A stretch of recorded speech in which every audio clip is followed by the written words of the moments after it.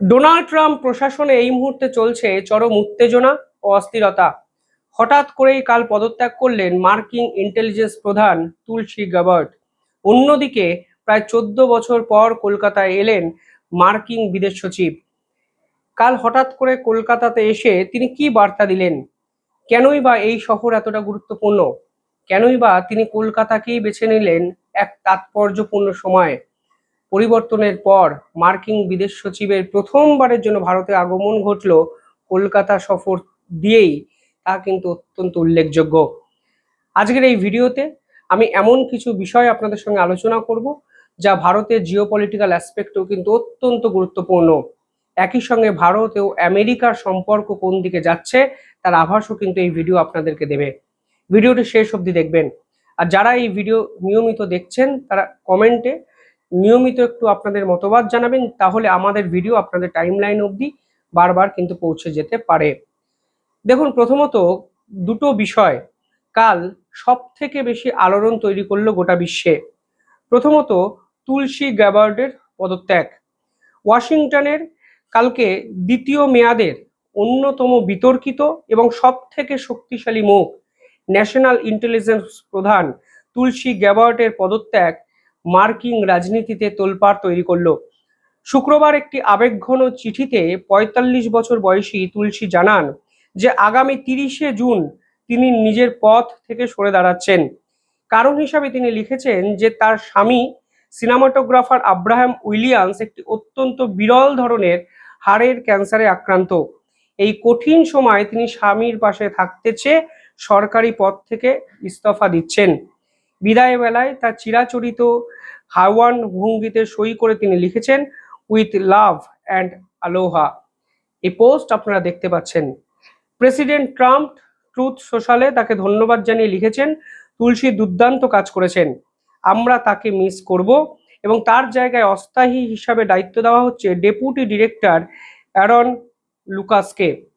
কিন্তু এই ইস্তফা সত্যি কি কোনো পারিবারিক কারণে, নাকি এর পিছনে রয়েছে হোয়াইট হাউসের তীব্র মতাদর্শগত যুদ্ধ? গভীরে গিয়ে আলোচনা করা যাক। ভূরাজনৈতিক বিশ্লেষকদের মতে গত 15 মাস ধরে মার্কিন গোয়েন্দারা যে 18টি সংস্থাকে সামলানোর দায়িত্ব তুলসী গ্যাবার্টের হাতে দিয়েছিলেন তা সামলাতে তিনি কার্যত হিমশিম খেয়েছেন। অত্যন্ত গুরুত্বপূর্ণ এই সময় মার্কিন রাজনীতির জন্য। তিনি বরাবরই আমেরিকার পররাষ্ট্র আগ্রাসন এবং অন্য দেশের আভ্যন্তরীণ বিষয়ে নাক গলানোর বিপক্ষে ছিলেন। কিন্তু ডোনাল্ড ট্রাম্পের ক্যাবিনেটের অন্যতম দুই শক্তিধর ব্যক্তি, যেমন বিদেশ সচিব মার্কো রুবিও এবং হোয়াইট হাউসের deputy chief of staff Steven Miller, ক্রমাগত ইরান ও ভেনেজুয়েলার বিরুদ্ধে আগ্রাসী সামরিক নীতি নেওয়ার পক্ষে সওয়াল করেছিলেন।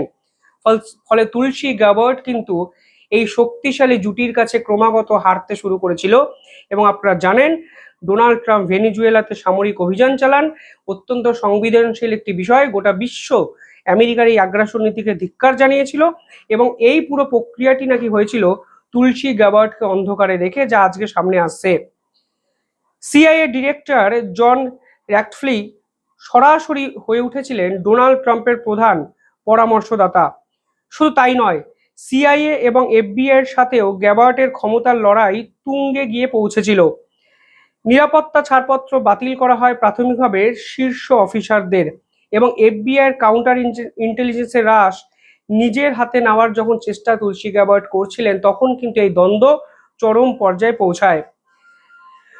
পাশাপাশি এই তুলসী গ্যাবার্ড ছিলেন আমেরিকা প্রশাসনের চতুর্থ শীর্ষ স্তরের অত্যন্ত গুরুত্বপূর্ণ ক্যাবিনেট মন্ত্রী, যিনি ট্রাম্পের দ্বিতীয় প্রশাসন থেকে বিদায় নিলেন। পারিবারিক ট্র্যাজেডি অবশ্যই হয়তো সত্যি, কিন্তু এর পিছনে ওয়াশিংটনের ক্ষমতার অলিন্দে যে বিভিন্ন ধরনের রাজনৈতিক খেলা চলছিল তা কিন্তু আজকে প্রকাশিত হয়ে গেল। কেন হঠাৎ করে একের পর এক ক্যাবিনেট মিনিস্টার ডোনাল্ড ট্রাম্পকে ছেড়ে চলে যাচ্ছেন? ঠিক কিসের জন্য তুলসী গ্যাবার্ডের মতো একজন অত্যন্ত গুরুত্বপূর্ণ ব্যক্তিত্ব আজকে আমেরিকা প্রশাসনের উপর ভরসা রাখতে পারছেন না?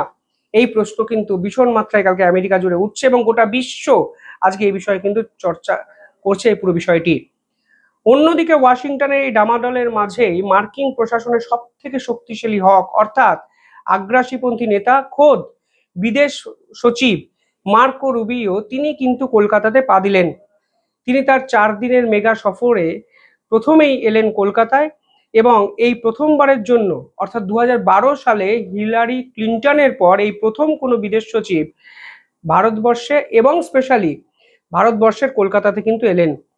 মার্কিন রাষ্ট্রদূত সার্জিও গোর বিমানবন্দরে তাকে স্বাগত জানিয়ে এক্স হ্যান্ডেলে একটি টুইট করেন এবং পরবর্তীকালে তিনি বলেন যে ডোনাল্ড ট্রাম্পের সাথে ভারতবর্ষের যে সম্পর্ক এবং ইউএস ইন্ডিয়া পার্টনারশিপকে এগিয়ে নিয়ে যেতে তাদের এই প্রচেষ্টা।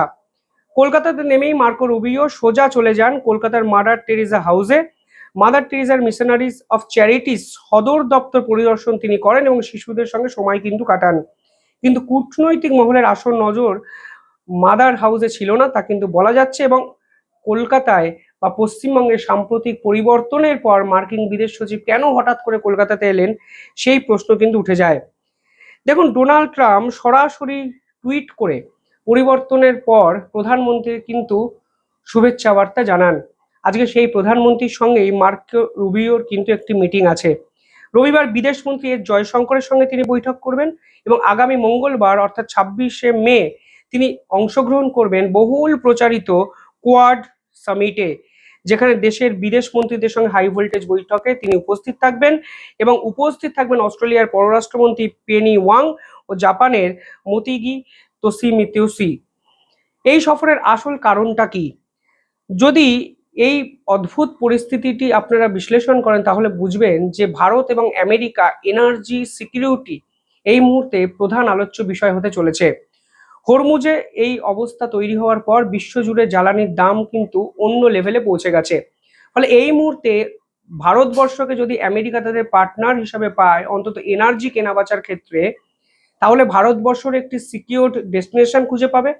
একই সঙ্গে আমেরিকারও কিন্তু অর্থকরী ভারতের এই মার্কেট থেকে লাভ হতে পারে, তা কিন্তু মার্কো রুবিও জানেন।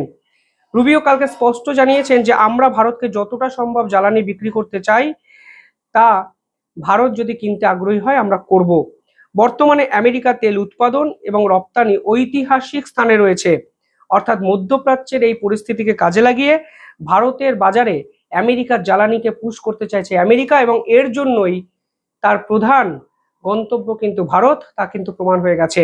এবং তিনি দেখুন কলকাতাকে বেছে নিয়েছে, মানে মোদির জন্য পরোক্ষ বার্তাও যে কলকাতা এখন তোমাদের দখলে, যে কলকাতার জন্য ডোনাল্ড ট্রাম্প শুভেচ্ছা বার্তা জানায়, সেই কলকাতা দিয়েই আমি আমার সফরটি শুরু করলাম। ফলে আমরা পরিবর্তনের সঙ্গে গা ভাসিয়ে ভারতের সঙ্গে লং টার্ম জিওপলিটিক্যাল পার্টনারশিপ এই মুহূর্তে এনার্জি রিলেটেড বিষয়কে নিয়ে করতে চাই। পাশাপাশি বাংলাদেশ নিঃসন্দেহে বড় একটা ইস্যু। এই মুহূর্তে বাংলাদেশের সঙ্গে ভারতের সম্পর্ক জটিল হতে শুরু করেছে এবং জটিল হওয়া মানে চীন কিন্তু বাংলাদেশকে কাজে লাগিয়ে ভারতের বিপক্ষে চাপ তৈরি করার চেষ্টা করবে। আর এই মুহূর্তে আমেরিকা যদি ভারতকে পাশে পায় তাহলে প্রশান্ত মহাসাগরীয় অঞ্চলে ভারত ও আমেরিকা চীনকে কোণঠাসা করতে পারে এবং এই অঞ্চলে ভারতকে কেন্দ্র করে এক বিশ্বস্ত অক্ষ তৈরি করতে চাইছে ওয়াশিংটন। ফলে চিকেন স্নেক করিডরে চীনের থ্রেট যেভাবে বৃদ্ধি পাচ্ছে, সেই চিকেন স্নেককে সুরক্ষিত করতে আমেরিকার পাশে ভারত আছে বা ভারতের পাশে আমেরিকা আছে, যে কোনো একটা সত্য। ফলে সব মিলিয়ে আজকে এই পুরো বিষয়টা কিন্তু আরো শক্তিশালী একটা সিকিউরিটি কনসার্ন ইস্যুতে কিন্তু জায়গায় পৌঁছে গেল, তা কিন্তু পরিষ্কার হয়ে যাচ্ছে। সবশেষে যদি সমীকরণগুলো সামারাইজ করেন তাহলে বুঝবেন, একদিকে হোয়াইট হাউসের যুদ্ধবিরোধী একাধিক তুলসী গ্যাবটের পতন ও পদত্যাগ এবং যুদ্ধাঙ্গেই মনোভাবপন্ন মার্কিন বিদেশ সচিবের মার্কো রুবিও এশিয়া মহাদেশে আসা এবং কলকাতাতে আসা নিঃসন্দেহে ভারত সাম্রাজ্যের এক বিশাল বড় মাপের মাস্টার স্ট্রোক। ট্রাম্প প্রশাসন একদিকে যেমন নিজের ঘরের কোন্দল সামলাচ্ছে, অন্যদিকে আন্তর্জাতিক মঞ্চে ভারতের হাত ধরে চীন এবং মধ্যপ্রাচ্যকে কড়া বার্তা দেওয়ার ব্লুপ্রিন্ট তৈরি করে রেখেছে। এবং কলকাতার মাটি থেকে এই সফর শুরু হওয়ায় জিওপলিটিক্যাল অ্যাসপেক্টে কলকাতাও কিন্তু আন্তর্জাতিক স্তরে সমাদৃত হলো এবং গোটা বিশ্ব কিন্তু কলকাতার নাম ফের একবার কিন্তু জানতে পারলো। এবং আমার দৃঢ় বিশ্বাস কলকাতাতে অচিরেই বিপুল পরিমাণে ইনভেস্টমেন্ট বিভিন্ন দিক থেকেও কিন্তু আসতে চলেছে। সেমিকন্ডাক্টর চিপই হোক, বন্দর রিলেটেড একাধিক প্রজেক্ট হোক, এবং সব মিলিয়ে ভারত আমেরিকার পার্টনারশিপ যেভাবে এগোনোর কথা ভাবা হচ্ছে, তা যদি এগোয় তাহলে কিন্তু জিওপলিটিক্যাল অ্যাসপেক্টে অন্তত সাউথ ইস্ট এশিয়ায় ভারত অত্যন্ত শক্তিশালী এক রাষ্ট্র হিসাবে আগেই প্রতিষ্ঠিত হয়েছিল, আরও এক ধাপ এগিয়ে গেল এই মার্কো রুবিওর ভারত ও কলকাতা সফরের পর। আপনারা কিভাবে দেখছেন কমেন্টে জানাবেন। দেখতে থাকুন দ্য ইন্ডিপেন্ডেন্ট বেঙ্গল। ধন্যবাদ।